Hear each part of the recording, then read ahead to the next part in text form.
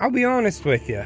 I put off watching Dagon because I read it as dragon, and I thought it was set in medieval times. I'm pretty dumb because you can clearly see on the front cover that that's no dragon. Instead, Dagon is an ancient fish god featured in the works of H.P. Lovecraft.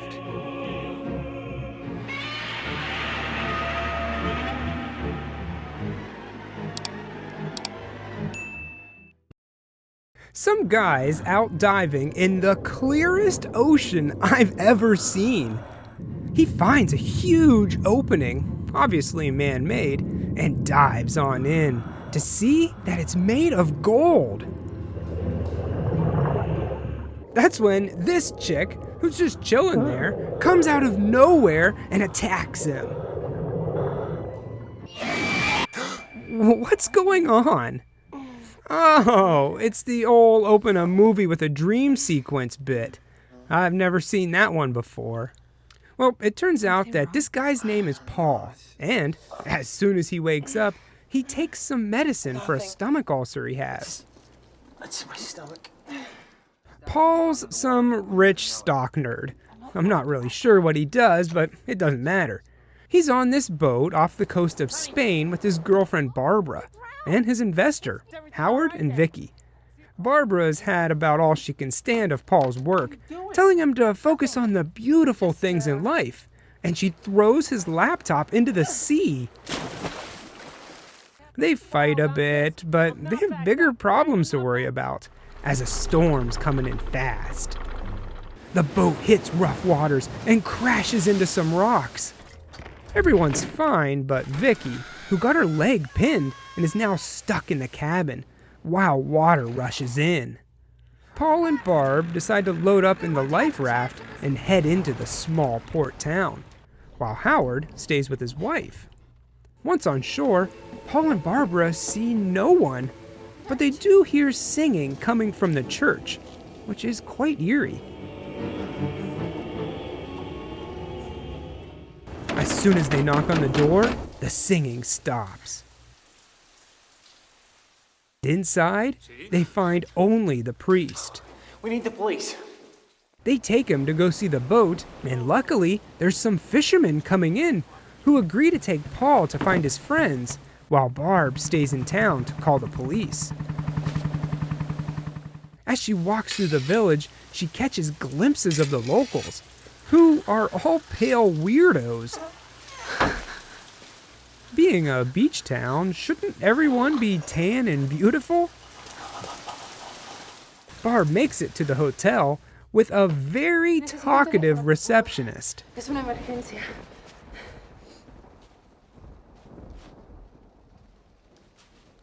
He won't let her use the phone, and then the priest comes in and they overpower her. Meanwhile, Paul is taken to the boat where Howard and Vicky are nowhere to be seen. So he heads back to land, where the priest takes him to the hotel. Paul gets a little sus when he finds Barbara's lighter, but decides to wait on her, thinking that she'll come back to the hotel when she gets to the cops. He gets a room, and all I can say is, nice place. Oh. Suddenly, Barbara wanders in, but something's off. She turns around, and it's the same chick from his earlier dream. What's going on? Oh, that old gag again. Outside, the locals are gathering, and they want blood. Why? Who knows? But I wouldn't want to be Paul right now. He hides out in his room, but like zombies, they break in and force him to jump, falling through glass, making it outside. But is he safe? It doesn't look like it, because he's in a room filled with skinned bodies. And a fresh one, Howard. Oh my God, Howard.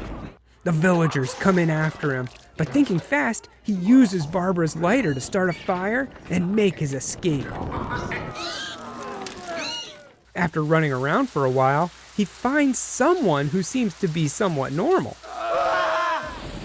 This is Ezekiel, and believe it or not, he is a local. When he was a child, the fish had all dried up, and with no money coming in, soon the town would be abandoned. So they prayed, and then came a man, a captain, who claimed to know of a god that would bring them fresh fish and more. So they started praying to this god, which summons it to their village. At first, everything was great. The fish were plentiful, and gold would wash up on shore. Even this golden butt plug. That's nice. But Ezekiel's father wouldn't allow it. This is from a false god. Eventually, the rest of the town destroyed the church in favor of Dagon, their new god, and forced their religion on Ezekiel.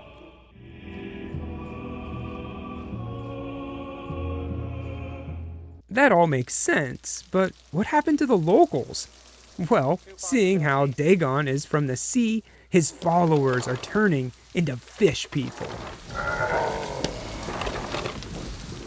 They have eternal life, but I think I'd rather just live a normal human life than look like this. Paul wants a car to make his escape, and there's only one in town, so they rush to steal it. Ezekiel makes a distraction, while Paul tries to hotwire it. But he doesn't do a very good job and instead lays on the horn. Oops. He rushes inside the mansion to hide from the fish people, only to find the girl of his dreams. Literally, that's the girl he's been dreaming about. It would seem like she's been dreaming of him as well. Paul quickly forgets all about his girlfriend and starts making out with this chick. But octopus legs are a real turnoff for Paul, and he nopes out of there. He steals the keys to the car and guns it out of the town for good. But you didn't think it'd be that easy, did ya? He runs over a couple fish people and they wreck his car. He manages to get away from them and into the safety of a house, where a little boy rats him out, and his fish dad comes in to give Paul the biggest swirly I've ever seen.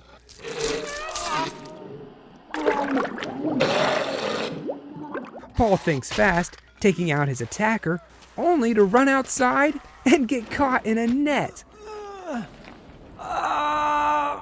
He wakes up in a cage with Barbara, so she's still alive. That's good. Ezekiel and Vicky are there as well, but they don't get much time to celebrate because the fish come back. They try to fight him, and they actually manage to hold him off for a minute, but there's just too many of them, and they overpower our heroes. Seeing no way out, and having lost her husband, Vicky stabs herself. It's brutal. They take Paul and Ezekiel to a torture chamber and prep them for what has got to be the worst way to die. They peel Zeke's face off. Paul being forced to watch. It's nasty with a capital N, and I guarantee it'll make you squirm. Once they're done with him, it's Paul's turn. But Uxia, the girl from his dreams, stops him. Paul agrees to stay in town, as long as they let Barbara go. But they just can't do that. It's been years since Dagon's had a sacrifice, and Barb's the perfect candidate. It would seem like Paul doesn't have much of a choice in the matter. After she leaves, he takes this opportunity to kill the priest and once again make his escape. At least now it's stopped raining and the sun's starting to come out. The first place he goes is right back to the church to burn it down. He heads underneath of it into some tunnels where everyone is gathered, preparing for the sacrifice. Here you see everyone wearing the skin of their victims. It's gross. They dangle Barbara over a well, waiting for their god to show up, her blood dripping into the water below. As she starts to get lowered down, Paul shows up to put a stop to all of this and lights the fish people on fire, who just drop Barb into the inky waters below. Paul stops the chains and manages to pull her back up, but it's too late and she begs him to kill her. Kill me. Lucky for Paul, he doesn't have to, because Dagon does it for him. So she's dead.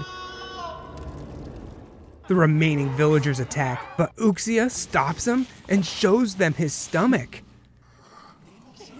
Yeah, that's something I failed to mention. But at the very beginning of the movie, you do see Paul without his shirt on, and you can clearly see these little bruises on his body. Combine that with the stomach ulcer he has, which is really just his gills growing in, and you have a recipe for a fish man. That's right, Paul is one of them, and always has been. He meets his father for the first time, and Uxia explains that he didn't always look like this, and back in the day, her father was quite the ladies' man. He got some chick pregnant, and that chick just happened to be Paul's mom. That would mean that Paul and Uxia are half-siblings, and you guessed it, she still wants to bone him. That's messed up, and Paul knows it, so he lights himself on fire. Uxia pushing him into the water. Paul, now all burned up, starts to learn how to breathe through his new gills, accepting who he is, swimming towards the giant opening from his dreams. And that was Dagon. I'm surprised. It was pretty good.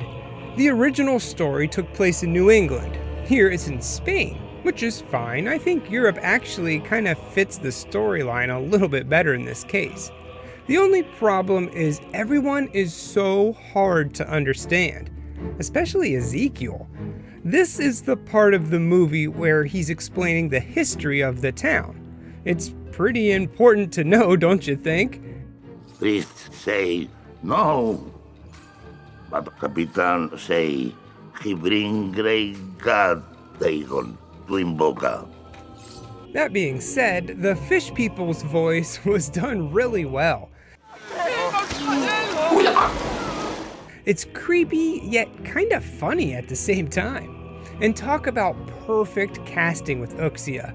She's got those crazy eyes that are sure to just unnerve you. It's not the best movie, however. My biggest complaint is that the actual Dagon is CGI. Just about all the other effects were practical, including all the villagers and that brutal face ripping off part. So the final monster being computer generated will leave kind of a bad taste in your mouth, unfortunately. But if you can overlook that, then I think you'll have a great time watching Dagon. It's a good one and easy to recommend. I give it 3.5 fish people out of 4.